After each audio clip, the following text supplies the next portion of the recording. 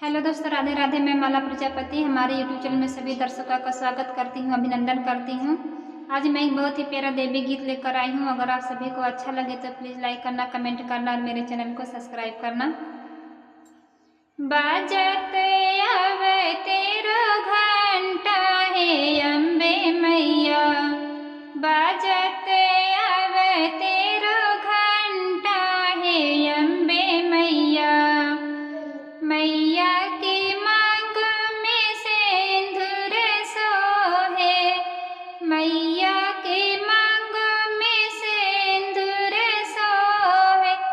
विद्या पे छाई छवि छैया है अम्बे मैया, विद्या पे छाई छवि छैया है अम्बे मैया। बाजत आवे तेरो घंटा है अम्बे मैया, बाजत आवे तेरो घंटा है अम्बे मैया।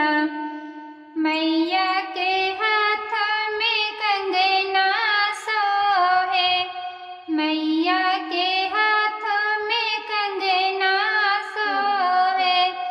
मेहंदी पे छाई छवि छैया है अम्बे मैया, मेहंदी पे छाई छवि छैया है अम्बे मैया। बाजत आवे तेरो घंटा है अम्बे मैया, बाजत आवे तेरो घंटा है अम्बे मैया। मैया के गले में हरवा सोहे, मैया के गले में हरवा सोहे।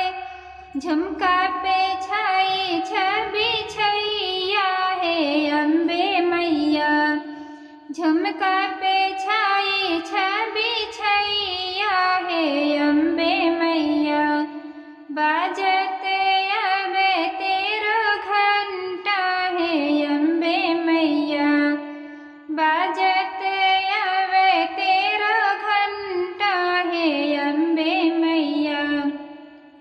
मैया के पैर में पायल सोहे, मैया के पैर में पायल सोहे। बिछुआ पे छाई छवि छैया है अम्बे मैया, बिछुआ पे छाई छवि छैया है अम्बे मैया। बाजत आवे तेरो घंटा है अम्बे मैया, बाजत आवे तेरो घंटा है अम्बे मैया। मैया के अंग में लहंगा सोहे, मैया के अंग में साड़ी सोहे।